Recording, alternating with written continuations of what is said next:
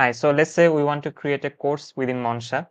So I can head over to the course section on the sidebar and I will see this page where I can see all my previous courses. I can search from them. I can filter by language and grade level. And I want to create a new course. So I will click on the create new button here. So clicking it will open up a modal or pop-up. So where I can enter my course title, course code, description, grade level, and language.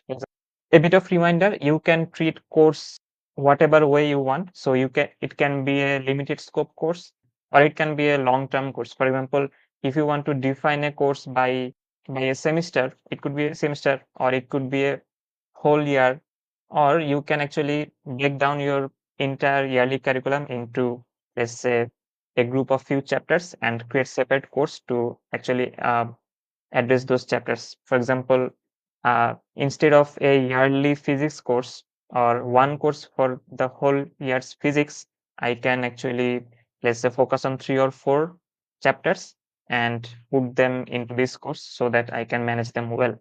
For example, if let's say this is a physics and I want to focus on forces, motion, and energy. So I can insert a short code for the course. I can put in a description. In this course, students will investigate the principles of motion, forces, energy, and simple machines through hands-on experiments and real-world applications. And let's say this is for grade 7 and the language is English. So if I click on create course, it will create the course creation interface, or it will take me to the course page where I get to see the information I just provided. So this is a high level information about the course. And then I can actually add units, and from there I can add follow-on lessons. So this course creation feature is currently, you can say it's a beta version of this feature. This is a very early stage.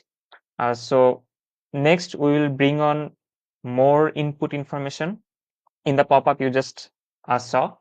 For example, you will be able to put in your instructions from your school or college or university or curriculum, add your source material, and define the length of the course or how many classes or units you want.